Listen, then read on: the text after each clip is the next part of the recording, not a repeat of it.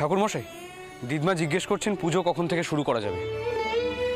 পঞ্জিকা মতে আর কিছুক্ষণ সময়ের মধ্যে পুজোর প্রশস্ত সময় উপস্থিত হবে। আমি চাইছিলাম সন্ধেবেলায় পুজোটি করতে। সন্ধ্যারতি আর পুজো আমি একসাথেই করে দেব। গোপাল, টাউন মশাইকে কয়ে দাও, টাউন মশাই যেন ভালো সময় দেখি পুজো শুরু করে। আমি চাইনি ঘাট পুজোতে কোনো বাধা বিপত্তি আসুক।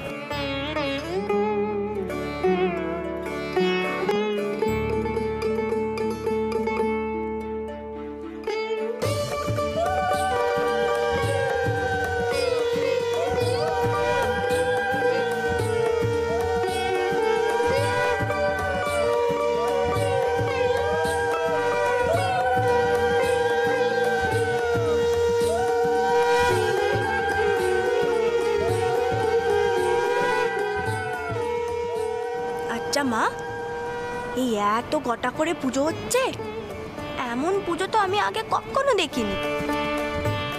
শোনো, তুমি টাওরের কাছে আজ জোর করে প্রার্থনা করো যাতে তোমার দিদমার সব ইচ্ছে পূর্ণ হয়।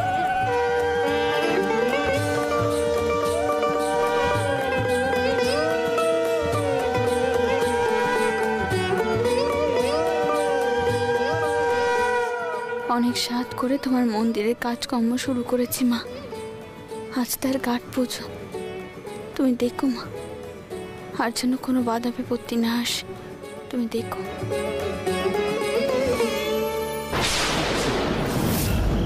যতই ভালো সময় দেখে পুজো পাঠ করো না কেন, এই ভেজাল মশলা দিয়ে বাঁধানো ঘাট তো আর বেশি দিন টিকবে না। 2-4 দিনের আয়ু শেষ। বৌঠানের পুজো পাঠ করাটাই সার হবে।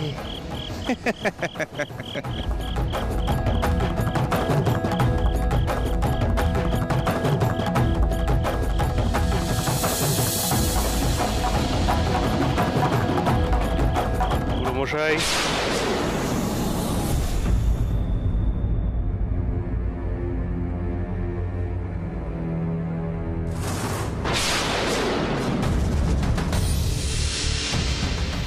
কি বাবা মথুর, তুমি এখানে?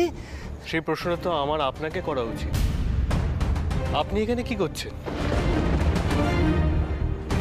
আর যখন বিনা নিমন্ত্রণে ঘাট পুজো এসেই পড়েছেন, তখন আড়ালে না দাঁড়িয়ে থেকে আসুন পুজোর ওখানে যাওয়া যাক। আসুন।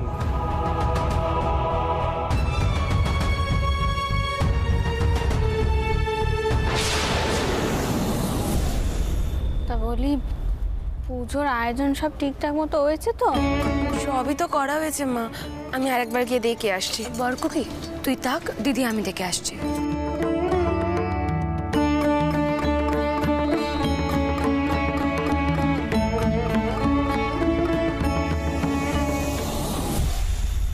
এই সেজো জামাইয়ের হাতে যে কেন বারবার ধরা পড়ে যায় কে জানে।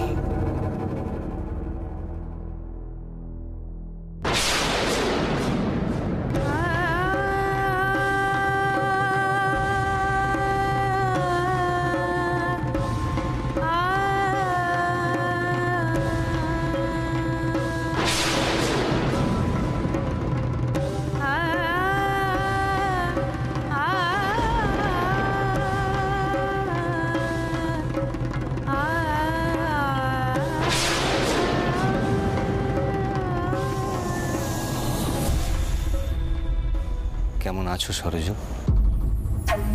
ভালো। শুনলুম মা আর নেই, শেষকালে তেনার কি হয়েছিল? মার শরীর মন দুই ভেঙে গিয়েছিল। নিজের ছেলের বউ যদি এমন আঘাত করে, তার তো এমন হওয়াই স্বাভাবিক। মনের আঘাত সহ্য করা বড় কঠিন সরোজ, বড় কঠিন। তার বয়সও হয়েছিল। মাধবকে মা চোখে হারাতেন, আর তুমি তাকেও তার কাছ থেকে ছিনিয়ে নিয়েছিলে। তাই তোমার মুখে মার কথা মানায় না সরোজ, মানায় না।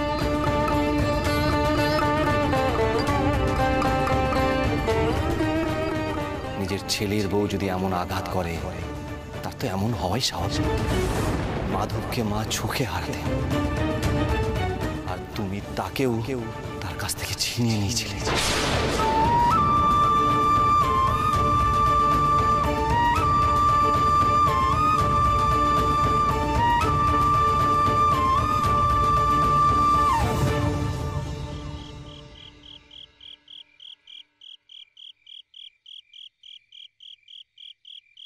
সরজু,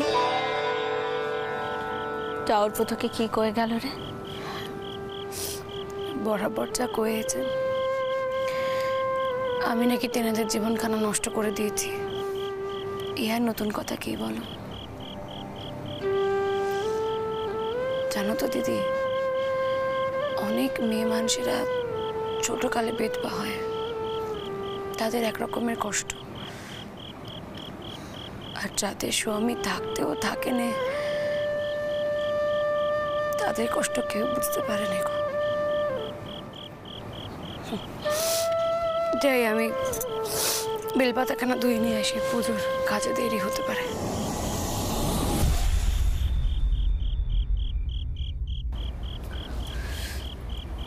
ঘাট পুজো শেষ হলেই দুর্গ উৎসবের সব তোড়জোড় শুরু করতে হবে। আর আমি তোকে কথা দিচ্ছি সরোজ, এই দুর্গ উৎসবে তুই তোর হারিয়ে যাওয়া অধিকার আবার ফিরে পাবি। তারপর যতই দ্বিতীয় বিয়ে করুক না কেন, তাকে তার পেতম স্ত্রীর অধিকার দিতেই হবে, দিতেই হবে। স্বামী স্ত্রীর বাঁধন কি আর এত সহজে চেরে চেরে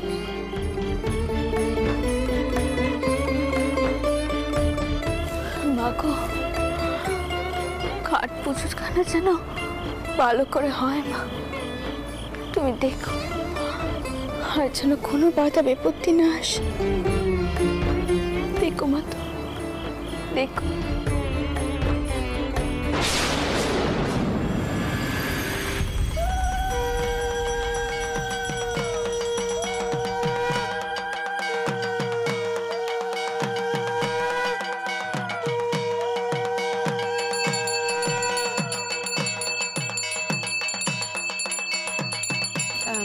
চটকু কি, এই বউকে একটু সামনে সামনে রাখিস না, মানে আজকে বাইরের অনেক লোকজন রয়েছে তো, দেখিস কোনো কাণ্ডি আবার গটিয়ে না বসে। দিদি, তুমি আবার উমা, তোরা ওইখানে দাঁড়িয়ে রয়েছিস কেন? এখানে আয় দেখি।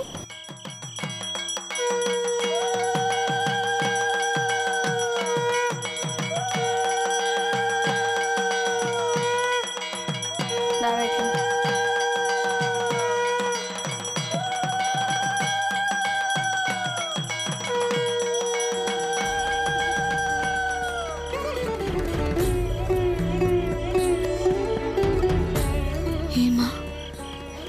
দেখো যেন নির্বিঘ্নে ঘাট পুজো শেষ করতে পারি। এরপরেই দুর্গা রূপে তোমার বন্দনা করে আমি তোমার মন্দিরের কাছে হাত দেবো। আমাকে শক্তি দাও মা, যেন সব দিক রক্ষা করতে পারি। শক্তি দাও।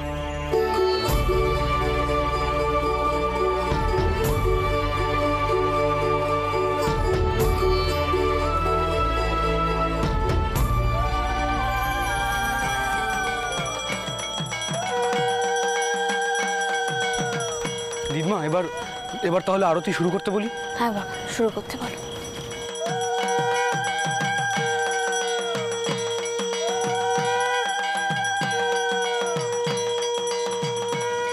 জানিস তো চটকু কি, আমার সব বুকও না ভয় ভয় করছে, মনে হচ্ছে এই বুঝি পুজোটা বন্ধ হয়ে গেল। আচ্ছা, তবে পুজোটা শেষ হতে অনেক বেশি সময় লাগছে না? জানিস তো, আমার মনের ওপর যদি দায়িত্বখানা পড়তো, তাহলে দেখতিস এতক্ষণে পুজো শেষ হয়ে গেছে।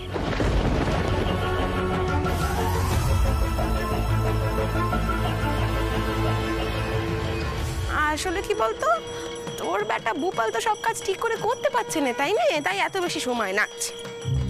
দিদি, করতে করতেই তো শিখবে, তাই না? আর ভূপাল নিজের বয়সের তুলনায় যে কাজখানা করছে তা কি খুব খারাপ করছে? আর তাছাড়া মহেন তো নিজের থেকে কখনোই এইসব কাজে এগিয়ে আসতে চায় না। কি করে এগিয়ে আসবে চটকুকি? তোর ব্যাটার যদি সবসময় সর্দারি করে মায়ের প্রিয় পাত্র হওয়ার জন্য সব কাজে এগিয়ে যায়, আমার মন কি করে কাজখানা করবে? তাকে তো এক কোণে টেলে দেওয়া হয়। আর এখন তো কাজ করতে না করতেই ওর আর কাজের প্রতি ইচ্ছা চলে গেছে, তাই নিজে থেকে কোনো কাজে আরো এগিয়ে আসেনি। কি করবে এটা কি বল?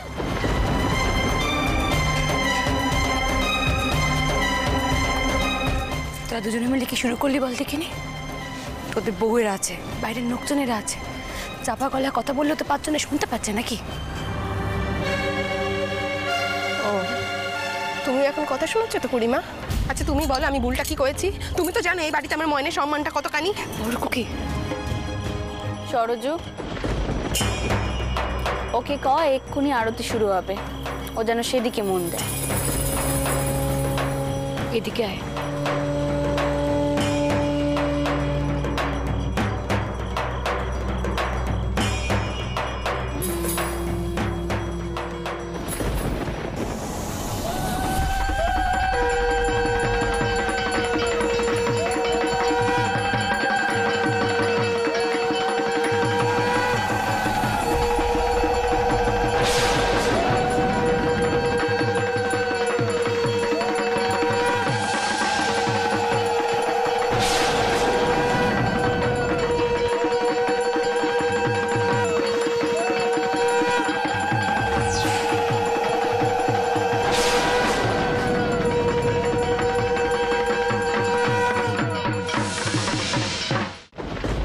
কিছুতেই এই ঘাট পুজো সম্পন্ন হতে দেওয়া চলবে না। ওই ছোট জাতের বিধবা সব নিয়ম ভঙ্গ করে চলেছেন। এই জমিতে মন্দির প্রতিষ্ঠা করতে রামানন্দ শাস্ত্রী মশাই নিষেধ করেছেন। তর্কালঙ্কা মশাই বাধা দিতে এসে প্রাণ হারালেন। কেন প্রাণ হারালেন তা এখনো বুঝে উঠতে পারেনি। আশ্চর্য হব না যদি এর পেছনে রানীমার কোনো হাত থেকে থাকে। তো তাই প্রস্তুত হন সবাই, আর সরাসরি এই পুজোয় বাধা দিতে হবে। এ বাধা ধর্মযুদ্ধের বাধা, এতে কোনো পাপ নেই, কোনো লজ্জার বিষয় নয়। আসুন সকলে, এ ধর্ম রক্ষার জন্য লড়াই। চলুন সকলে।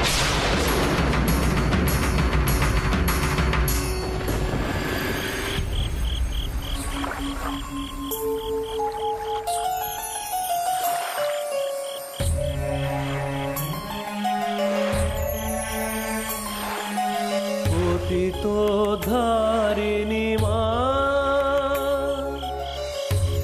মা গঙ্গা, পতিত ধারিণী মা, মা গঙ্গা, করুণা ধারায় তুমি বইছ মর্তে, বরসিছ কৃপা। পতিত ধারিণী মা, পতিত ধারিণী জাহ্নবী গঙ্গে, খণ্ডিত গিরিবর মণ্ডিত ভঙ্গে, ভীষ্ম জননী খলু মুনিবর কন্যে, পতিত নিবারিণী ত্রিভুবন ধন্যে, পতিত নিবারিণী ত্রিভুবন ধন্যে, পতিত নিবারিণী ত্রিভুবন ধন্যে। হর হর গঙ্গে, হর হর গঙ্গে, হর হর গঙ্গে, হর হর গঙ্গে, হর হর গঙ্গে, হর হর গঙ্গে, হর হর গঙ্গে, হর হর গঙ্গে, হর হর গঙ্গে, হর হর গঙ্গে, হর হর গঙ্গে, হর হর গঙ্গে, হর হর গঙ্গে, হর হর গঙ্গে, হর হর গঙ্গে, হর হর গঙ্গে, হর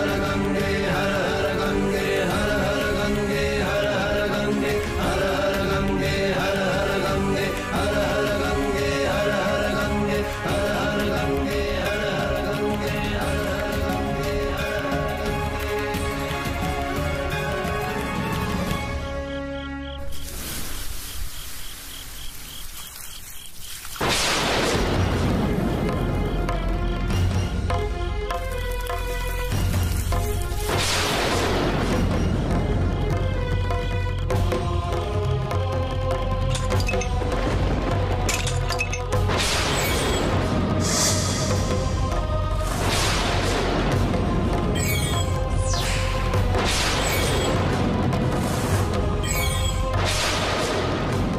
এ কি করলেন? কি আপনারা কি সর্বনাশ করলেন?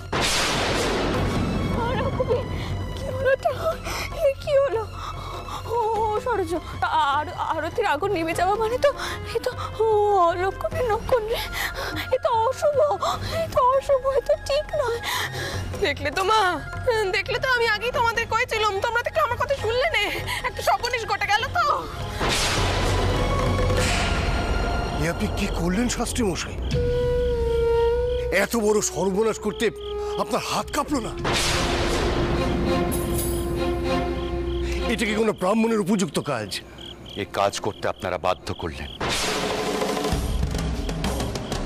বহুদিন বহুভাবে আপনাদেরকে সাবধান করেছি, কিন্তু কোনো কথাই আপনারা শোনেননি। আপনাদের সাবধান করতে গিয়ে ব্রহ্ম হত্যা হয়েছে এই জমি থেকে কিছু দূরে, তবু আপনারা থামলেন না।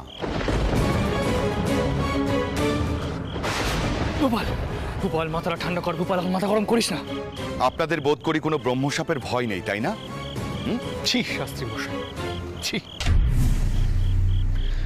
আপনারা নিজেদের বর্ণ শ্রেষ্ঠ বলেন, আর এই কি কাজ করছে? আপনাদের সমাজের চোখে না হয় আমরা ছোট জাত, কিন্তু আপনারা ব্রাহ্মণ হয়ে পুজোয় বাধা দিচ্ছেন। এ পুজো পুজো নয় মথুর বাবু, ঘোর অনাচার। না শাস্ত্রী মশাই, কোনো পুজো অনাচার হয় না। পুজো হলো ঈশ্বরের বন্দনা। আমি ঈশ্বর মানি না, কিন্তু আমি এটা মানি, কোনো শুভ কাজ, কোনো মঙ্গল কাজ কখনো অনাচার হয় না।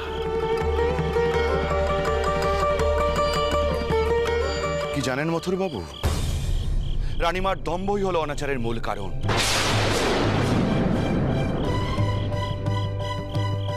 বিধবাদের স্থান হলো ঘেরাটোপের মধ্যে, আর উনি সব আচার বিচার লঙ্ঘন করে পাপের পর পাপ করে যাচ্ছেন।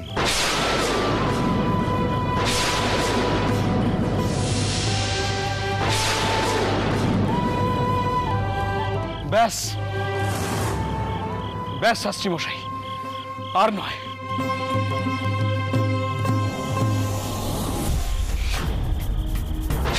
গোপাল, গোপাল, মাথা ঠান্ডা কর গোপাল। ব্রাহ্মণ বলে ওরা বারবার রক্ষা পেয়ে যাচ্ছে, কিন্তু আর নয় জন্য আজ আমি কোনো কথা শুনবো না।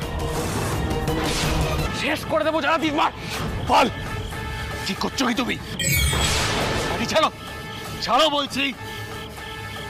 গোপাল, গোপাল, মাথা ঠান্ডা কর গোপাল। কি হচ্ছে? নয় তো দাদা,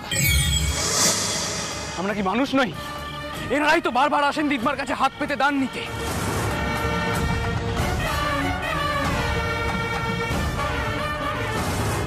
আপনাদের কোনো কৃতজ্ঞতা বোধ নেই? আপনারা ব্রাহ্মণদের মারতে আসলেন তো?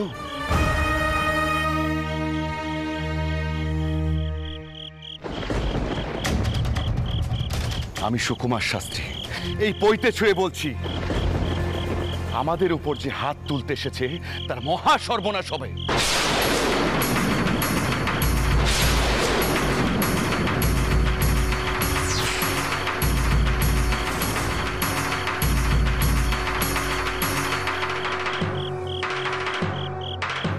এই জমিতে মন্দির প্রতিষ্ঠার অর্থ বড় পাপ, এই পাপের ফল ফলবেই।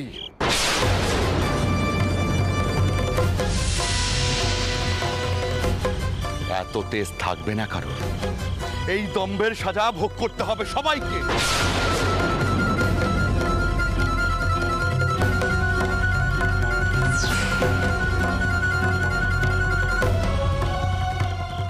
বয়স কম বলে বড় বেশি দম্ভ না তোমার, অর্থের দম্ভ, প্রতিপত্তির দম্ভ, তাই তো? এই অর্থ প্রতিপত্তির দম্ভ থাকবে না, বেশি দিন থাকবে না তোমার। আমি বলছি, আমার কথা ফলবেই, তোমার মহা সর্বনাশ হবে। দেখো।